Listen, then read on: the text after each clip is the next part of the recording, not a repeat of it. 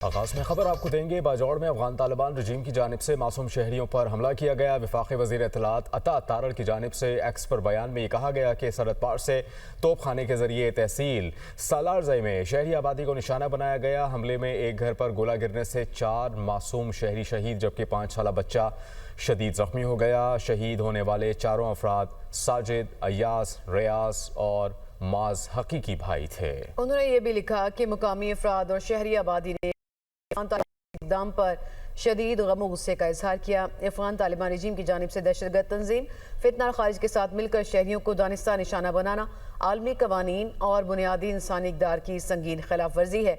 ये इस बात की अक्कासी करता है कि ऑपरेशन गज़ब लिल हक के तहत पाकिस्तान की मुसल्लह अफवाज की जानिब से दहशतगर्दों और उनके मावन ढांचों पर मौसर कार्रवाइयों के बायस उन्हें मुख्तलिफ महाजों पर भारी नाकामी का सामना करना पड़ रहा है। इस बुज़दिलाना और घिनौने इक़दाम के जिम्मेदार अफगान तालिबान रजीम की चौकियों और तनसीबात को मुनासिब तौर पर जवाब दिया जाएगा। इसी पर गुफ्तगू करने के लिए हमें ज्वाइन किया है डॉक्टर कमर चीमा ने, सीनियर तज्ज़ियाकार हैं। Thank you so much for your time sir. ये जो सिचुएशन है कि हम देख रहे हैं अफगान तालिबान की जानिब से जो सिविलियन इंफ्रास्ट्रक्चर है और आबादियाँ उनको भी निशाना बनाया जा रहा है, इस सूरत हाल को कैसे एनालाइज करेंगे आप?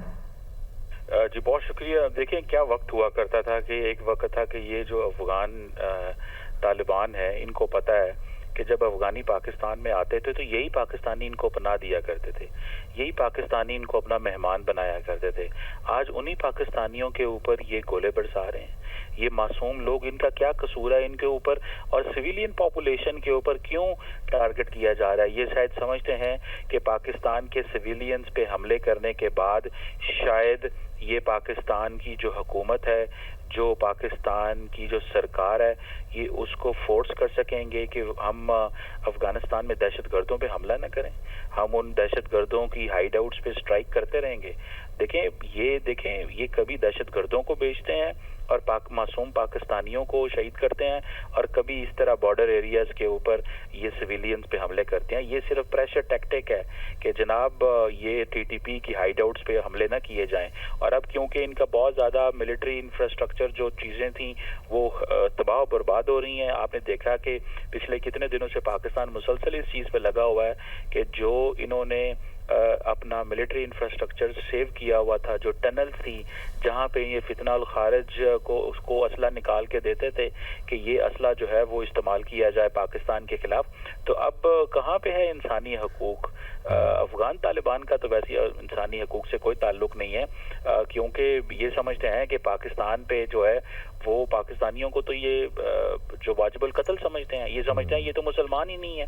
मैं समझता हूँ आज पाकिस्तानी अफसोस कर रहे हैं हर जगह कि हमने क्यों। तो डॉक्टर साहब, अब इस सारी सूरत हाल में क्या आपको ऐसा लगता है कि पाकिस्तान की सिक्योरिटी फोर्सेस तो पहले ही ज़ीरो टॉलरेंस का मुजाहरा कर रही थी इस सारे मामले पे इस तरह की, अब जब सिविलियन आबादी पर निशाना दागा गया है, सिविलियंस को निशाना बनाया जा रहा है, तो मज़ीद सिक्योरिटी फोर्सेस की जानिब से किस तरह की कार्रवाई आप एक्सपेक्ट कर रहे हैं? ज़ीरो टॉलरेंस रहेगी? और दूसरा ये कि पाकिस्तान के अंदर जो उनके सपोर्टर्स हैं उनका क्या बनेगा?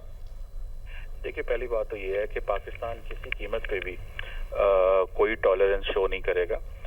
हमारा जो टारगेट है वो सिर्फ दहशतगर्दों की हाइड आउट्स हैं।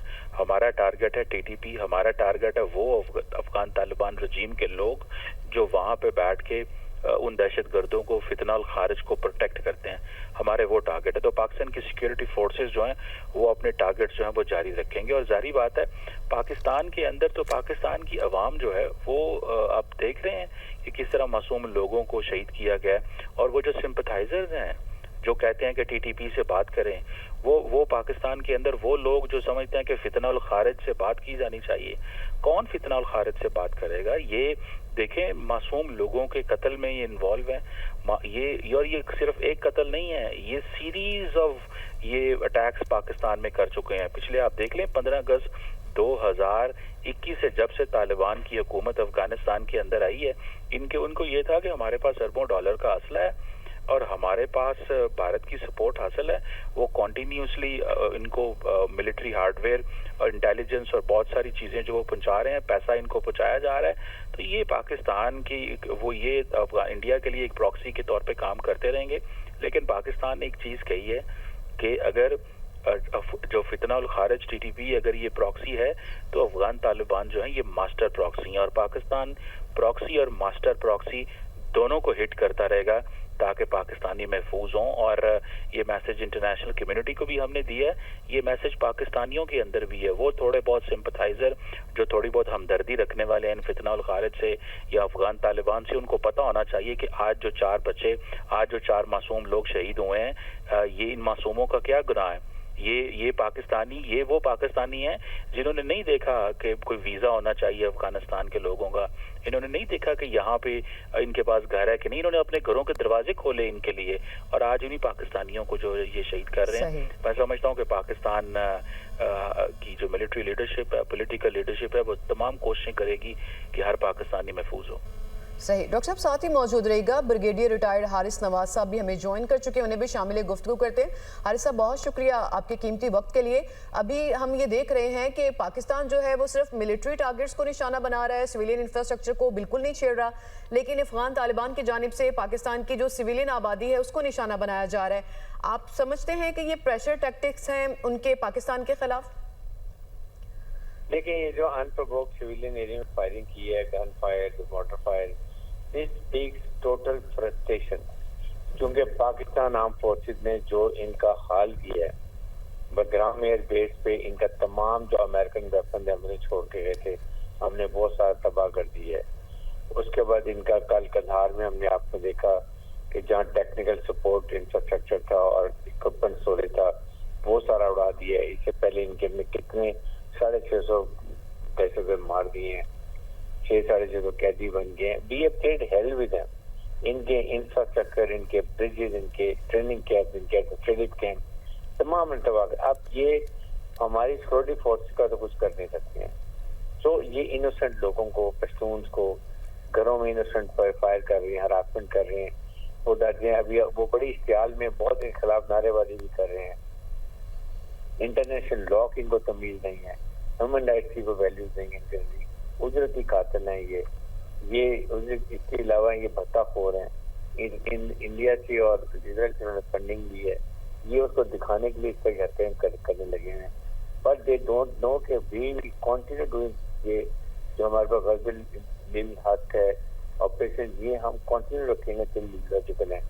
इस दफा हमने डिसाइड कि no talking, no conduct, no mercy, we are going to sort them out.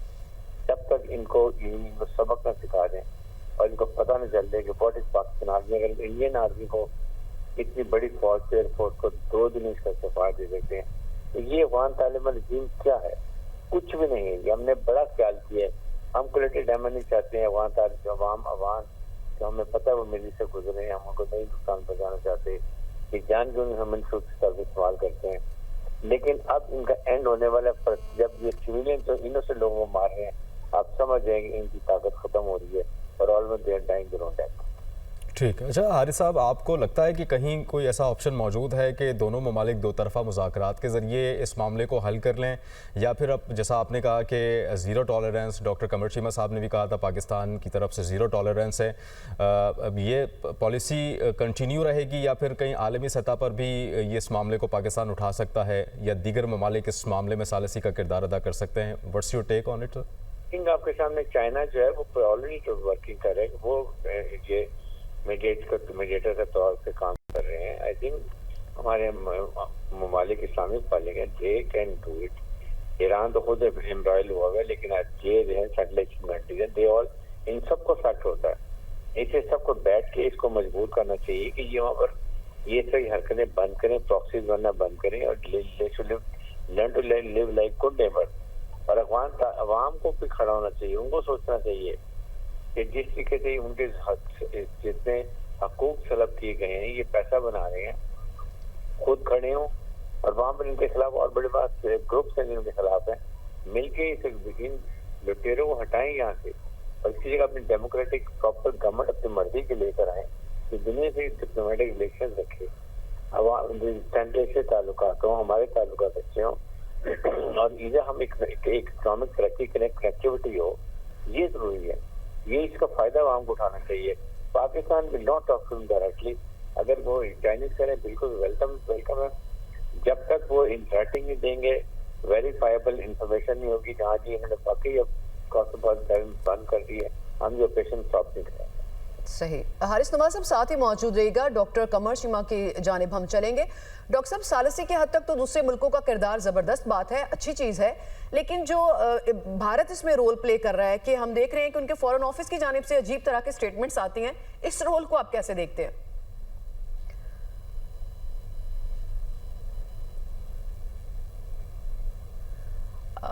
Haris साहब, यही सवाल मैं आपसे करना चाहूंगी कि चलें, कुछ मुल्क तो अच्छा है कि दोस्त मुल्क हैं, सालिसी करना चाहते हैं अगर तो, लेकिन जो भारत इसमें खुल के और छुप के रोल प्ले कर रहा है, उसको आप किस तरह से देखते हैं? देखिए, उसकी बात यही है कि पाकिस्तान को चाहिए कि इस वक्त हमारा स्टेचर बहुत दुनिया में हाई है, हमें बड़ा रिगार्ड किया जाता है, हमारे फील्ड मार्शल को अमेरिकन बहुत पसंद करते हैं, बहुत तारीफ प्रेजेंट करते हैं, और हमें इंडिया का असल चेहरा उनको दिखाना चाहिए, बताना चाहिए कि किसी के तो मिल के पाकिस्तान में दहशतगर्दी करवा रहे हैं। इंडिया तो वैसे ग्लोबल टेररिस्ट मुल्क है, जो कनाडा में किया, अमेरिका में किया, पाकिस्तान में किया, ऑस्ट्रेलिया में किया, यूके में किया, इट इज नॉन टेररिस्ट मुल्क, और इससे कोई डाउट नहीं है, खुला बात करते हैं। इसलिए हमें अब 3-4 स्ट्रॉन्ग स्ट्रेटेजी करनी है। एक तो जो हम स्ट्राइक कर रहे हैं वो करेंगे, इंटरनल बेस ऑपरेशन कर रहे हैं, साथ हमें डिप्लोमेटिकली भी अमेरिकन से, यूरोपियन से कहना चाहिए कि आप ये सारा वेपन हम छोड़ के गए हैं, आप ये गन डाल के गए हैं, और हम अकेले कन्फ्रंट कर रहे हैं, come and clear it, stop giving a financial support. आप फाइनेंशियल सपोर्ट बंद करेंगे, ये बदतख रहे हैं, इनको पैसा नहीं मिलेगा, ये खुद को सीधे हो जाएगी। दैट इज आंसर दिया। उससे पाकिस्तान को बड़ी इस्लामिक पॉइंट से बात करनी चाहिए। यूनाइटेड नेशन ने बहुत दफा कहा कि वह 24 टेररिस्ट ऑर्गेनाइजेशन है और वो सबको ये अलकायदा ट्रेन कर रहा है। तो आई थिंक इन ये चीजें हमें लेके आगे चलनी है। ठीक है। अच्छा हारिस साहब, सरहदी इलाकों में जो रहने वाले आम शहरी हैं, उनके लिए इस तरह के वाक़यात सिक्योरिटी और नफ्सियाती तौर पर आपकी नज़र में कितने ख़तरनाक हो सकते हैं, ख़ास करके वो बच्चे जो कि रोज़ाना इस तरह की आवाज़ें सुनते हैं, गोला बारूद की आवाज़ें सुनते हैं, फिर गोलियों की तड़तड़ाहट, उनके लिए किस हद तक नफ्सियाती तौर पर ख़तरनाक होता है? फिर देखिए, ये वहाँ के पश्तून जो है, बॉर्डर बेल्ट के जितने लोग हैं हमारे, ये ट्राइबल एरिया से लोग, देयर फटेड ऑफ देम, वो अभी तुम्हारी सिक्योरिटी फोर्स के साथ खड़े हैं, वो हमारे साथ लड़ने भी तैयार है, वो हमें इंफॉर्मेशन भी देते हैं। उनके बच्चे हैं, उनकी लाइफ खराब हो रही है, उनके बच्चों का फ्यूचर खराब हो रहा है। ये 4 बच्चों को क्या कसूर था जिसके घर में आर्टिलरी बम, मोटर बम फाड़ के शहीद कर दिया, बच्चा सख्त शदीद जख्म, 5 साल का बच्चा कुछ नहीं हुआ है। बात ये कि ये अब इसी तरह की हरकतें करें, क्योंकि अब ये लड़ने काबिल नहीं, इनका अस्ला भी हमने तबाह कर दिया, टैंक भी तबाह कर दिए, इनके ड्रोन हमने तबाह कर दिए, हेलीकॉप्टर तबाह कर दिए, दे हैव नथिंग। और अभी हम जो अब इंडिया से जो इनको कहीं वेपन है उनसे हम उड़ा दे, तबाह कर सही। इसलिए अब इनका एक ही हल है कि ये अगर चाइना मेडिएट कर रहा है, कोई और मुल्क कर रहा है, उनसे बातचीत करें, गारंटी दें, इन राइटिंग दें, वो मेडिएटर काउंटर साइन करें, फिर बॉर्डर मैकेनिज्म हो ताकि इनको मॉनिटर किया जाए, फिर हम जंग बंदेंगे। जब जंग बंद साइन होगा कॉन्ट्रैक्ट, उसके बाद जंग बंद करेंगे। इससे पहले हम अब इन पर कोई भरोसा नहीं कर सकते। सही, कोई भरोसा इन पे नहीं किया जा सकता। इसका डिप्लोमेटिक सोल्यूशन अलबत्ता हो सकता है, ये आपका ख्याल है। बहुत शुक्रिया ब्रिगेडियर रिटायर हारिस नवाज साहब, आपने नुक्ता नज़र सिचुएशन पे अपना पेश किया, और डॉक्टर कमर शीमा भी इस पर अपना एनालिसिस दे रहे थे। आपका भी बहुत शुक्रिया। नाम निहाद अफगान तालिबान हुकूमत के नायब तर्जुमान की जानिब से किया गया दावा एक बार फिर अपनी ही संगीन कार्रवाइयों पर पर्दा डालने और पाक अफगान सरहद के साथ शहरी आबादी को निशाना बनाने की हकीकत छुपाने की नाकाम कोशिश है।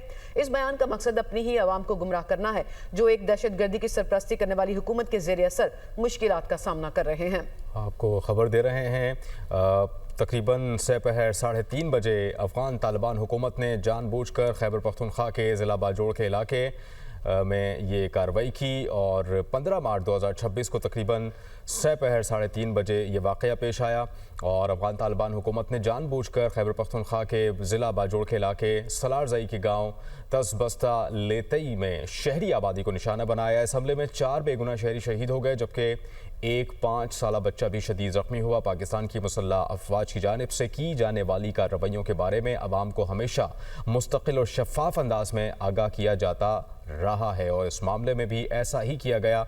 14 और 15 मार्च की दरमियानी शब सिर्फ दहशत गर्दों के ठिकानों, इंफ्रास्ट्रक्चर और अफगान तालिबान हुकूमत के ज़ेर इस्तेमाल तकनीकी आलात को कंधार में निशाना बनाया गया।